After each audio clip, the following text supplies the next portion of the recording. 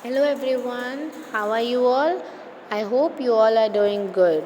My name is Nissi ma'am and I am your English teacher. I hope you are doing good. So welcome to English YouTube videos.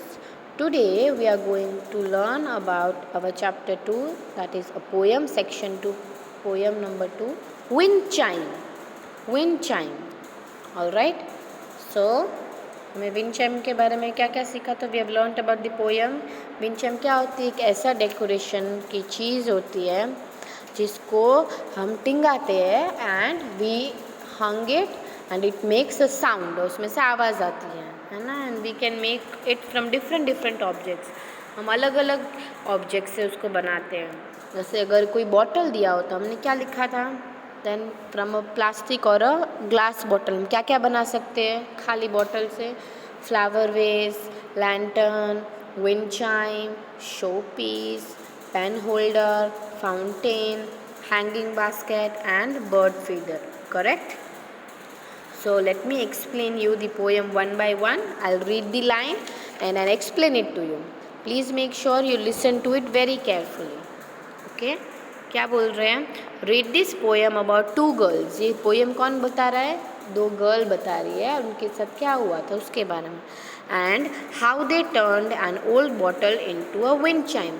उन्होंने एक पुरानी bottle को एक wind chime कैसे बना दिया? Wind chime देखो ऐसे उसको लटका दिया. Alright?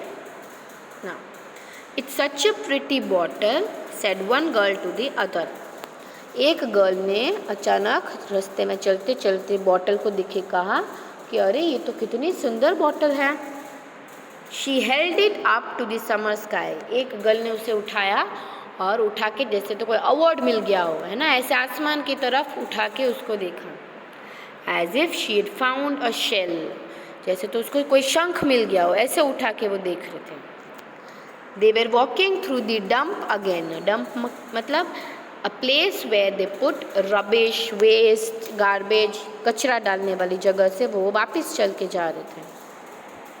Stepping over bicycles, टूटी फूटी साइकिल्स पड़ी थी, broken bricks, टूटी ईंट थी, and dinner plates. जो प्लेट होती खाने की प्लेट्स वो भी, क्योंकि कचरे में तो यही सब होगा, टूटी फूटी चीज़ें, पुरानी चीज़ें. This junk they knew so well. Junk मतलब पुराने कचरे का ढेर. बहुत सारे कचरे का ढेर था, तो वो इनको इस जगह को girls they knew it very well. That means they often use to come here. वो बहुत बार आते होंगे यहाँ पे कुछ ढूंढने के लिए, है ना, इसलिए वो इस एरिया को, if because of this they know this place very well. उनको बहुत अच्छे से पता है. Let's take and make a craft with it. वो क्या कहा गर्ल ने? चलो इसको लेते हैं और इससे कुछ क्राफ्ट की चीज़ बनाते, कुछ नई चीज़ बनाते हैं खाली बॉटल से. They scrub their bottle blue and clear. उन्होंने ब्लू एंड क्लियर मतलब अच्छे से उसको साफ़ किया ताकि उसका जो नेचुरल कलर है वो अच्छे से दिखाई दे और जो भी कचरा हो सब निकल जाए. And the glass bottle will be perfectly visible inside out. उसको आराम से हम बाहर से अंदर देख सकते हैं और अंदर से बाहर की तरफ clear. Tied sparkling beads. Beads मतलब ये मोती. If you can say sparkling मतलब चमकने वाली, चमचम करती हुई स्पार्कलिंग बीड्स को उन्होंने उसमें बांधा. Of rainbow glass with fancy knots. Knots मतलब गांठ. उन्होंने फैंसी नॉट्स मतलब गांठ के साथ ये सारे एक थ्रेड में डाल के बीड्स टिंगा दिए.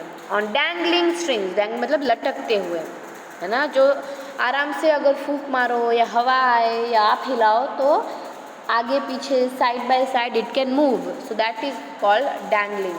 उन्होंने बीड्स को इस तरीके से बांध के रखा. Then carefully they hung it high. और एकदम ध्यान से उन्होंने बॉटल को सजा के ऊपर लटकाया. कहाँ पे? From one long nail about the porch. Porch मतलब वरांडा, घर के बाहर का एरिया. उन्होंने वहाँ पे खिल्ली लगी हुई थी, उसके ऊपर जाके टिंगा दिया. For many years this wind chime whispered. WHI विस, PER पर ED अड. विस्पर्ड मतलब खुसफुस करना, धीरे धीरे बोलना. हो क्या बोलता था बहुत सालों तक? Twinkling tales of hidden kings. छुपे हुए राजा की छोटी छोटी छुपी हुई कहानियाँ बताते थे, है ना। मतलब उसकी आवाज़, it was so beautiful, so nice to hear it. तो this was our poem and who is it written by, किसने लिखा है? Amy Ludwig Vander Water. Amy या एमी लुडविग वैंडर वाटर, ये पोएट का नाम है। Now let us read the words to know. Words to know एक बार रीड करेंगे and I will explain it to you. Wind chime, wind chime क्या है? अ pretty piece of glass, pretty piece of glass मतलब glass, कांच का एक अच्छा सा टुकड़ा।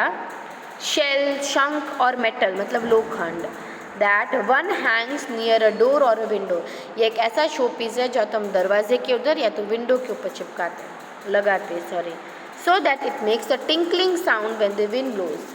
Whenever there is wind, it will produce a sound। वो एक दूसरे के साथ जब टकराएंगे, जब दो ग्लास एक दूसरे से टकराएंगे या शेल टकराएंगे या लोखंड एक दूसरे से टकराएंगे तो आवाज़ आती है, राइट।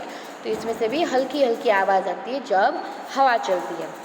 डंप, DUMP, डंप मतलब a place for putting rubbish और वेस्ट, कचरा कूड़ा डालने की जगह को हम बोलते हैं dump. Junk and old article that is not used any, मतलब पुराने आर्टिकल्स, कचरा, पेपर जिसको हम इस्तेमाल नहीं करते हैं, है ना, कूड़ा, that is called junk. Dangling, dangling मतलब हैंगिंग और स्विंगिंग लूजली, हल्के हल्के से बांधा हुआ हो और वो बार बार हिलता ही रहता है हवा आने पे, लटकता हुआ, that is called dangling. And porch means a covered area in front of the house, बाहर का एरिया जो कवर किया हुआ था, वरांडा, है ना, वहाँ पे शायद आप you might keep a chair to sit, ऐसी सारी चीज़ें जब बाहर रखते हैं, दरवाजे पे लटकाते हैं, तो ना कोई अंदर आता है तो उनको देख के अच्छा लगता है, आवाज़ आती है, so that is called porch. Let us do the question answers. क्या है? Who are the characters in the poem? Characters मतलब किसके बारे में बात हो रही है? मेन किसके बारे में बात हो रही थी? अबाउट टू गर्ल्स, है ना, इंसान। Characters are always humans. तो the characters in the poem was about two girls, है ना, finding a bottle, a blue bottle जो उन्होंने ढूंढा, तो उनके बारे में बात हो रही थी। What does the first one hold up to the sky? पहली गर्ल ने क्या उठा के उस स्काई की तरफ लेके गई? The first girl held up the bottle, the blue pretty bottle to the sky. What was all around them? उनके आजू बाजू क्या था? It was a dump and junk, पूरा कचरा, rubbish, waste was around them. And और क्या क्या था? Bicycles, broken bricks, dinner plates, है ना? What did they tie around the bottle? उन्होंने अपने आजू बाजू क्या टाई किया? Sparkling beads of rainbow glass, एकदम चमकीले चमकीले छोटे छोटे मोतियाँ लगाई। Where did they hang it? उन्होंने ये कहाँ पे लगाया था? They hung it at the porch, porch में, बाहर वरांडा में। Okay, now next alliteration. Alliteration क्या होता है? एक ऐसा सेंटेंस जिसमें एक ही सेंटेंस में ऐसे वर्ड्स हो जिसके अल्फ़ाबेट्स सिमिलर वर्ड से चालू होते हैं। Let me show you. जैसे ये देखो, number 3, she held it up to summer sky, rhyming हो रहा है। फर्स्ट समर का भी एस है, स्काई का भी एस है, right. This is how like here broken bricks, BB, broken bricks, ये इस तरीके से होता है। Like bottle blue, BB। तो एक ही सेंटेंस में ऐसे वर्ड्स जिसके अल्फ़ाबेट्स दोनों काम की हो एंड दोनों सेम होती है, दैट इज कॉल्ड ऑलिट्रेशन। ठीक है, जैसे ये wind chime whispered, wind WW, twinkling tales, है ना, TT। तो ऐसे वर्ड्स जो एक सेंटेंस में सिमिलर वर्ड्स अल्फ़ाबेट्स होते हैं, that is called alliteration. And the last, structure of the poem. Structure मतलब पोएम को बनाया कैसे जाता है। Let me show you. देखो, ये वन जो ये पूरा है, this is called one stanza, और जो दूसरा है this is called second stanza. ये पूरा एक स्टांजा होता है।